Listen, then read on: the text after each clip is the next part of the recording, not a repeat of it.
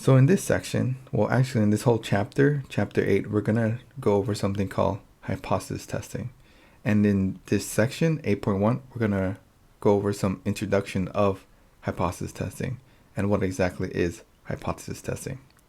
So to begin, I want us to remember what we did in chapter 7. So in chapter 7, we kind of estimate the value of a parameter, either our population proportion P or our population mean mu, by constructing a confidence interval. But here in chapter 8, we're going to start by stating the parameter is equal to some value. We're going to perform some statistical experiments and collect data to determine the validity of our statement. So that's kind of the idea of chapter 8. So to begin, I want us to go over something called the null and alternative hypothesis. So here, the null hypothesis is a parameter stated that the parameter is equal to a specific value. So for example, a null hypothesis could look like this. So H naught will represent or denote as our null hypothesis. We have our parameter mu and it's equal to some value. In this case, I just choose 35, but depending on the problem, it could be another value. So here the null hypothesis is denoted by H0, H sub 0. Sometimes it's also called H sub naught, but I'll probably just call it H0. The alternative hypothesis about a parameter states the value of a parameter is different from the values specified by the null hypothesis. The null hypothesis is denoted by either H1 or HA. So typically, commonly, a lot of the denotion of null alternative hypothesis is H sub A. But for some reason, our book kind of referenced H sub 1. So I think I'm just going to call it H sub 1 just to make it a little bit easier. Another thing you want to note is that in general, the null hypothesis says that a parameter is equal to a certain value, while the alternative hypothesis say that the parameter differs from this value. Often the null hypothesis is a statement of no change or no difference, while the alternative hypothesis states that a change or a difference has occurred. So let's do a couple of examples here. Let's say a car manufacturer advertised that a new hybrid model gets an average, on average 47 miles per gallon. So let mu be the mean of the mileage distribution for these cars. You assume that the manufacturer will not underrate the car, but you kind of suspect that the mileage might be overrated. So here we want to denote what is the null hypothesis if we wanted to test the manufacturer's claim. So remember, our null hypothesis here is denoted by H naught. H naught. Since we're talking about our parameter mu, it will be mu is going to be equal to some value. Since we're kind of dealing with miles per gallon here, we know that our null hypothesis will be our mu is equal to 47 miles per gallon. So if you want to write our null hypothesis in words, this will be the new hybrid models gets on average 47 miles per gallon. So this is what the manufacturer is claiming, that their new hybrid model gets on average 47 miles per gallon. So what would our alternative hypothesis be? So what would our H sub A be? Well, remember that our alternative hypothesis here states the value of the parameter is different from the value specified by the null hypothesis. So it's going to be a different value than 47. Well, since we kind of have suspicions that the miles per gallon is overrated, that means it's like over approximate, or it's more than 47 miles per gallon. So here we could write that mu is going to be greater than, or we have suspicion that mu is going to be greater than 47. So in words, 47. Yep, 47. So here, if we want to write it in words, we could write that the new hybrid model gets more than 47 miles per gallon on average. Okay, so this is just a little bit of introduction of like null and alternative hypothesis, but we're going to go into more details. So types of statistical tests. The alternative hypothesis states that the parameter we're interested in is either one of three things: less than, greater than, or not equal to the value. Depending on which one we use, the statistical test gets a different name. So here, we're going to call it left tail if our alternative hypothesis states that the parameter is less than the value in our null hypothesis. Less than. We're going to call it right tail if the alternative hypothesis states that the parameter is greater than the value in our null hypothesis. And two tails if the alternative hypothesis states that the parameter is different from the value in our null hypothesis. So kind of visualize it a little bit. I made a little chart here. So let's say that,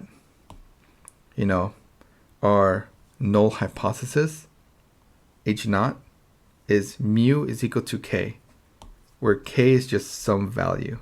Here, k is some value. It could be 35, it could be 6, it could be 27. It's just a value, it's just a number. So, if we believe that mu is less than the value k stated in our null hypothesis, our notation for our alternative hypothesis will be mu is less than that k, that value. And then we know that since it's less than, we're gonna denote it as a left tail test. One way I think about it is that this kind of looks like an arrow pointing to the left. So that gives me an idea like, oh, we're going to work with a left tail test. However, if we believe that mu is greater than the value k stated in our null hypothesis, then our alternative hypothesis, H1, is going to be mu is greater than that k, that value k, since we believe that it's greater than that value k. And since this is greater than, we're working with a right tail test. And one way I think about it is that this kind of looks like an arrow pointing to the right. So we're dealing with, that kind of gives me an idea that we're dealing with a right tail test. And also, let's say we believe that our mu is different from the value k that's stated in our null hypothesis. Then our notation will be, for our notation for alternative hypothesis will be H1 will be mu not equal to k, where again k is just a number. And when I look at this symbol, I just think of, oh, we're doing a two-tailed test. So that's one way to kind of think about it. Now we're going to go over a lot of examples of how to state our null and alternative hypothesis, and how to denote what type of test we're dealing with, either a left tail, a right tail, or a two tail. So here, boxes of certain kind of cereals are labeled as containing 20 ounces, and then so 20 ounces. An inspector thinks that the mean weight may be less than this. So here we want to write what should the null hypothesis be. So remember that our null hypothesis is always going to be denoted as H naught, and then it's going to be mu equal to some value k, where again k is just a number. So here, what number are we dealing with? Well, since we're dealing with mean weight and we know the box is 20 ounces, our null hypothesis, H naught, is going to be mu is equal to 20. So the mean boxes is 20 ounces. So if you want to word this, or you want to denote this in words, we could write that the mean weight of cereal boxes is 20 ounces.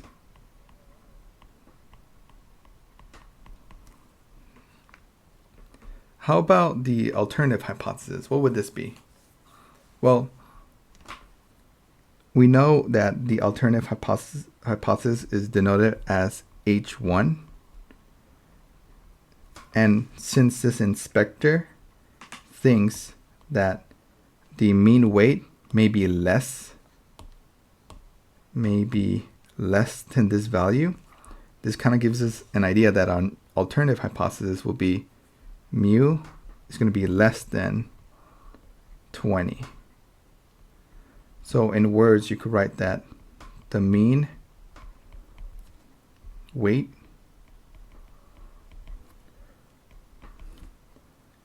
of cereal boxes is less than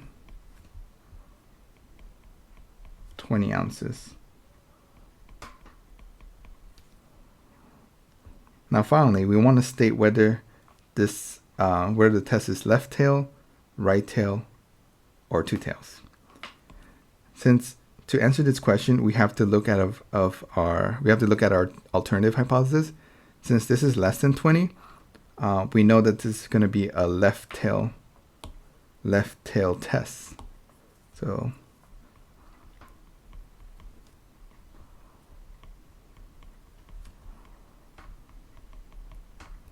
and again, another way you want to think about this is that this kind of looks like an arrow, so it kind of points to the left.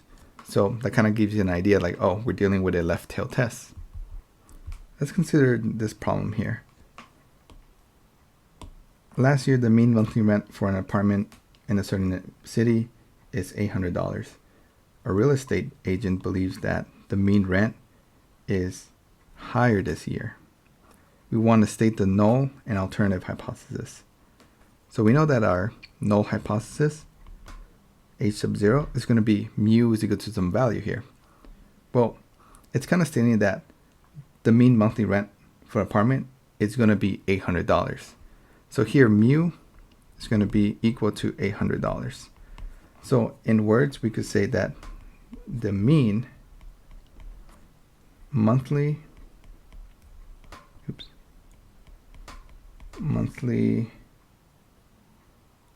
rent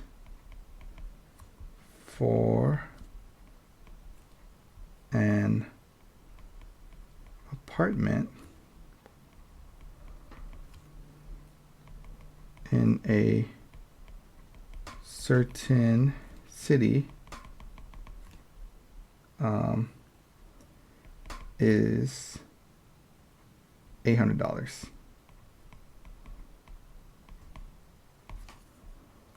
Oops.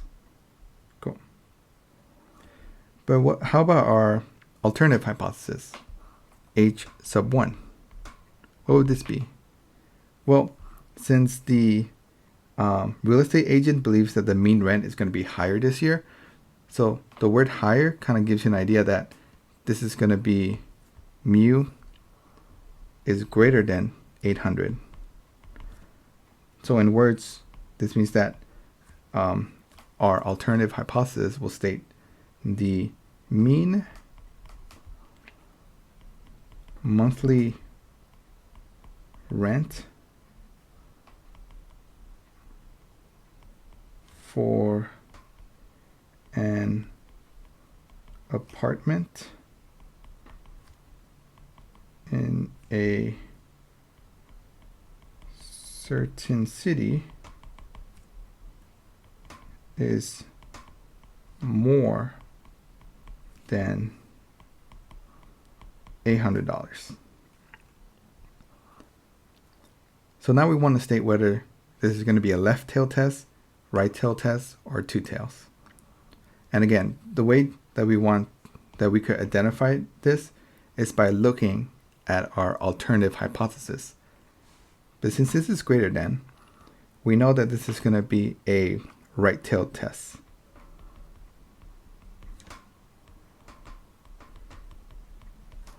And again, the way I like to think about it is that this kind of looks like an arrow that points to the right.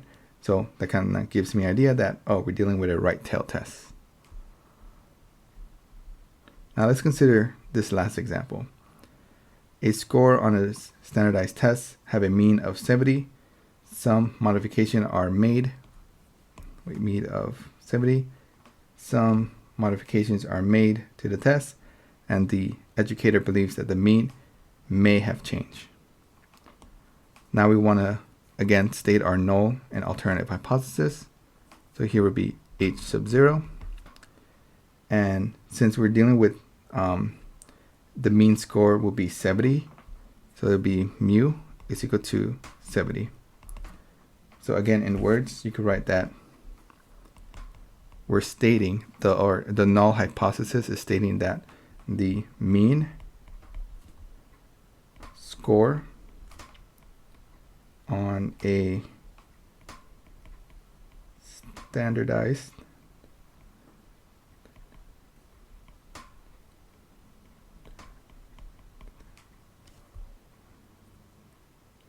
totally misspelled that. Tests is 70. Okay. Now we want to know what is our alternative hypothesis. H sub 1. What would this be? Well, since the educator here believes that the mean may be changed, it doesn't give you any hints that it might be higher or lower. It doesn't say anything that the test score might be higher or lower. It just says that it may change.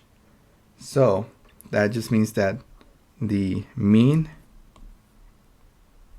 would not be equal to 70. We don't know what the value might be, but we know it's not going to be 70. So I guess in words, you could say that the alternative hypothesis stating that the mean score on a standardized test will change. Yeah, will change. And again, we don't know whether it's going to be increasing or decreasing. All we know is it's going to be changing. That's why I put not equal to. It's an equal to, but a dash to it. Now we want to state whether we're dealing with a left tail test, right tail test, or two tail test. Well, since we know that this is our alternative hypothesis says that mu is not equal to 70, this kind of gives you an idea that we're dealing with a two tail test.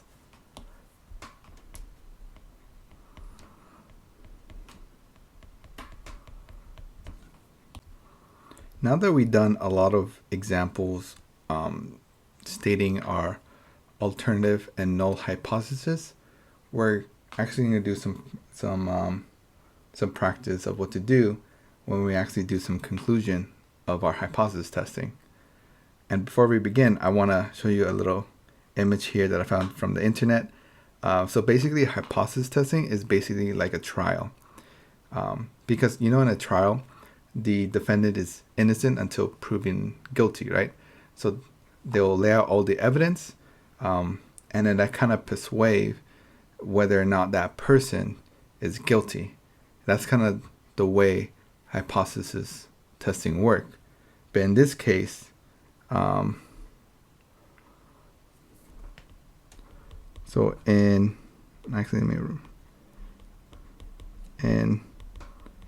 hypothesis tests,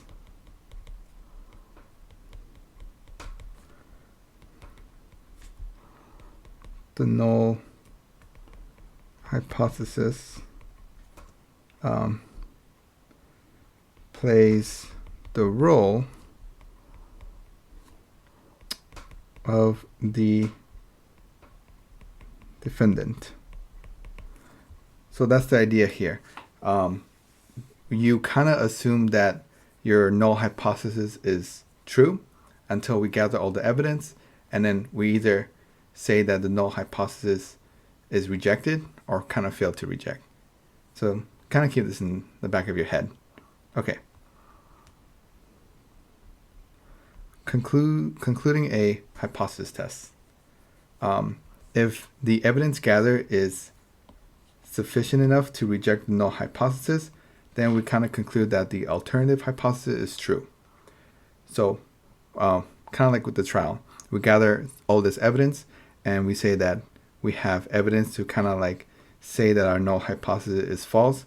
Then we could say that our alternative hypothesis is true. The way that we say this is that we reject the null hypothesis. However, if the evidence gathered is not sufficient enough to reject the null hypothesis, then we conclude that the null hypothesis might be true. But here's the key thing. We never accept it. We can never accept our null hypothesis. We could just say that our null hypothesis might be true. So here, a little note here. In this case, we state that we cannot reject the null hypothesis, or another way you could say it is we failed to reject the null hypothesis. So let's do an example here. Box of certain kind of cereals are labeled as containing 20 ounces. So kind of the example we did earlier. And expected thinks that the mean weight may be less than this. So we perform hypothesis testing. And again, we kind of wrote down what our null and alternative hypotheses are. And let's say we reject the null hypothesis. So this is our conclusion. So we're saying that we reject the null hypothesis. So state an appropriate conclusion. So here,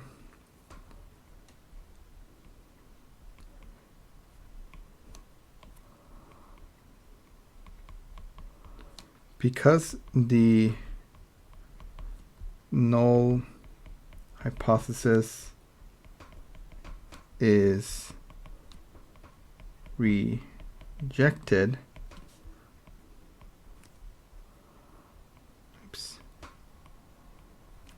we conclude that the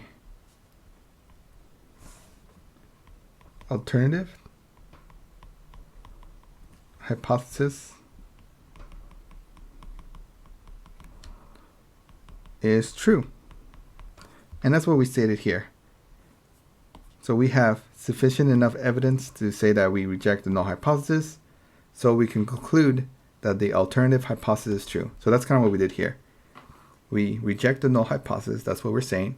So we kind of conclude that the alternative hypothesis is true.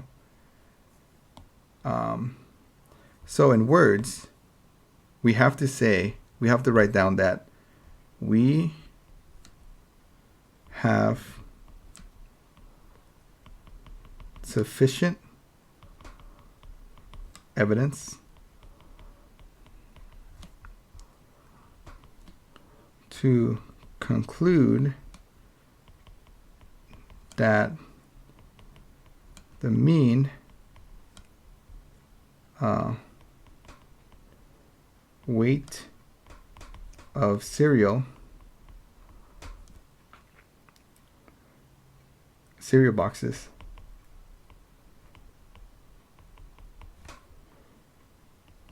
is less than 20 ounces.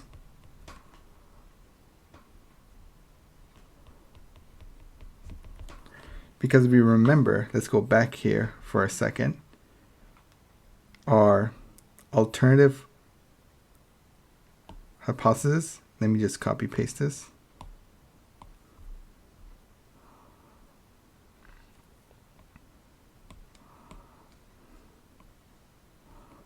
I'll just put it here. We stated that the mean weight of cereal boxes is less than 20 ounces. Since we rejected our null hypothesis, we conclude that the alternative hypothesis is true. So we're saying this is true. So that's why we're saying that we have sufficient evidence to conclude that the mean weight of cereal boxes is less than 20 ounces. And let me just copy the null hypothesis here too.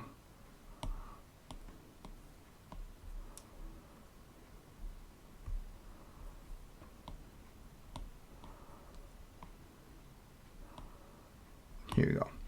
So this is our null, and this is our null hypothesis, and this is our alternative hypothesis. Okay.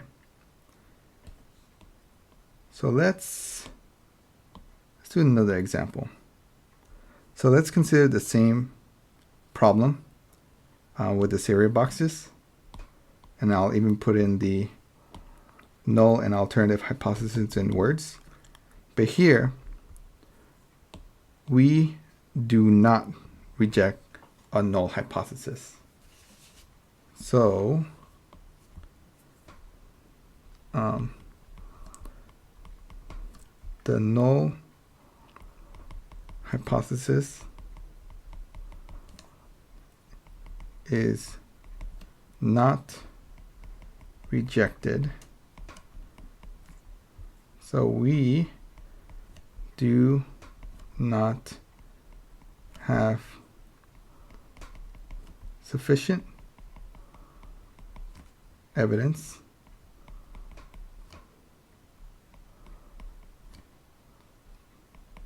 to conclude that the alternative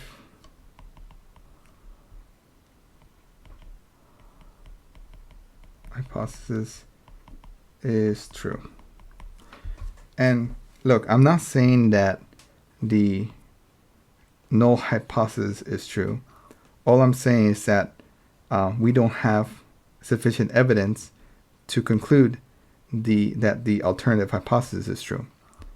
So a little note here. We never say that that our null hypothesis is true.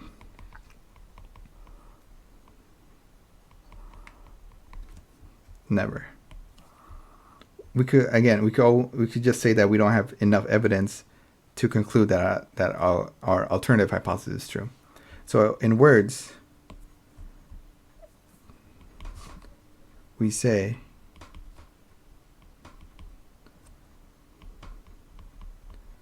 there is not enough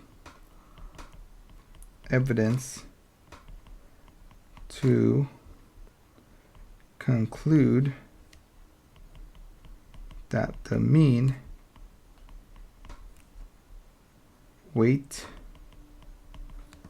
of cereal boxes is less than 20 ounces.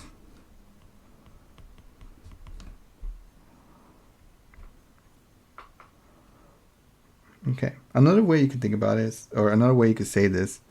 So this is version 1. Version 2 will be, you can say that the mean weight of cereal boxes may be equal to 20 ounces.